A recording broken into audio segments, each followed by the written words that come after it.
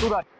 તો સુરતના સ્ટેશન વિસ્તારમાં ગળાડૂબ પાણી સ્ટેશન વિસ્તારમાં આવેલી દુકાનોમાં વરસાદી પાણી ફરી વળ્યા પાણીનો ધસમસતો પ્રવાહ દુકાનોમાં પ્રવેશ્યો છે વેપારીઓને દુકાનમાં રાખેલો જે કિંમતી સામાન હતો તે પલળી ચૂક્યો છે ઇલેક્ટ્રિક અને સ્ટેશનરીના સામાનને ભારે નુકસાન થવા પામ્યું છે વરસાદમાં સામાન પલળી જતા વેપારીઓને રોવાનો વારો આવ્યો છે ગુજરાત ફર્સ્ટની ટીમ જ્યારે પહોંચી ગ્રાઉન્ડ ઝીરો પર સ્ટેશન વિસ્તારના વેપારીઓએ દુઃખ વ્યક્ત કર્યું હતું આખી દુકાન પાણીમાં ગરકાવ થતા વેપારી લાચાર બન્યા છે ગુજરાત ફર્સ્ટ સમક્ષ વેપારીએ વેદના વ્યક્ત કરી પાણીનો નિકાલ ન થતા તંત્ર સામે વેપારીમાં ભારે રોષ સુરતમાં પડેલા ભારે વરસાદના કારણે લોકોની મુશ્કેલીમાં ઉત્તરોત્તર વધારો થઈ રહ્યો છે તે પછી સામાન્ય વ્યક્તિ હોય કે વેપારી વર્ગ આ પ્રમાણેની પરિસ્થિતિનો સામનો લોકો કરી રહ્યા છે દુકાનોમાં પાણી ફરી વળવાના કારણે લોકોનો જે સરો સામાન છે તે પાણીમાં સંપૂર્ણ રીતે ગરકાવ થઈ રહ્યો છે અને સામાન બચાવવા માટેના જે પ્રયત્નો છે તે વેપારીઓ દ્વારા કરવામાં આવી રહ્યો છે વેપારીઓને ગંધ સુધા નહોતી કે જે વરસાદી પાણીના કારણે તેઓને નુકસાની સહન કરવાનો વારો આવશે હાલ જે પ્રમાણેની સ્થિતિ સર્જાય છે તેને જોતા લોકોને વારંવાર મુશ્કેલીનો સામનો છે તે અહીં કરવો પડી રહ્યો છે સ્ટેશનરી અને ઇલેક્ટ્રોનિક ની જે બાજુમાં દુકાન આવેલી છે અને દુકાનની અંદર જોઈ શકાય છે તેમ કે પાણી ભરાઈ ચૂક્યા છે અને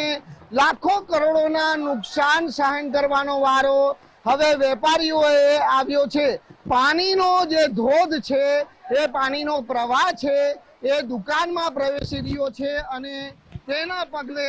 અહીં જોઈ શકાય છે તેમ કે વેપારીઓને હવે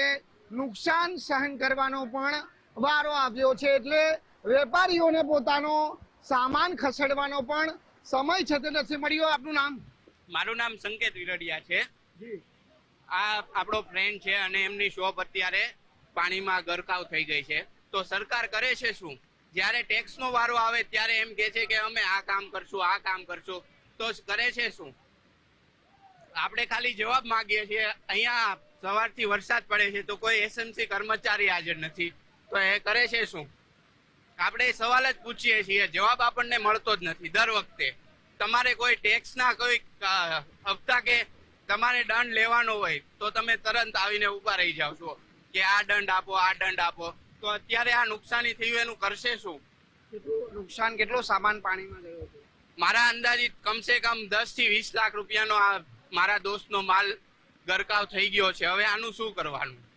આપણે સવાલ પૂછીએ છીએ પણ જવાબ દેવા કોઈ નહીં આવે જ્યારે બી હોય ત્યારે બી તો બિલકુલ લાખો રૂપિયાનો જે નુકસાન સહન કરવાનો વારો આવ્યો છે શું કહેશો ખૂબ જ નુકસાની લાગી રહી છે અરે આમાં તો ખ્યાલ નથી આવ્યો એકદમ નુકસાની થઈ ગઈ છે અમારી આ દુકાનોની અંદર માલ ગરી ગયો છે પાણીનો કોઈ નિકાલ નથી તંત્ર કાંઈ જોવે આની અંદર હમણાં સુધી આવી કોઈ સ્થિતિ નો સામનો અત્યાર સુધી કોઈ દિવસ આવું થયું જ નથી આ પહેલી વાર અમારી પાસે આવું થાય છે તો બિલકુલ જે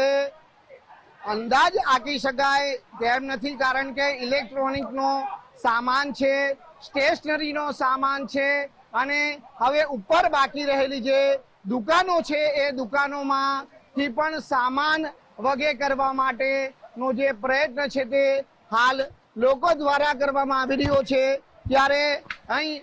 જે વેપારીઓને ચિંતા સતાવી રહી છે કે હવે કરે તો શું કરીએ કારણ કે જ્યારે દુકાનમાં રહેલો સરો સામાન આ પ્રમાણે પાણીમાં જે વહેણની અંદર તણાઈ જશે ત્યારે નુકસાનનો અંદાજ લગાવી શકાય છે કે વેપારીઓને કેટલી હદે હવે નુકસાન થવાનું છે જોઈ શકાય છે પોતાના જે સામાન બચાવવા માટેનો પ્રયત્ન વેપારીઓ તરફથી કરવામાં આવી રહ્યો છે પરંતુ કુદરતના કહેર સામે સૌ કોઈ લોકો લાચાર છે તે સ્થિતિ છે તે અહીં જોવા મળી રહી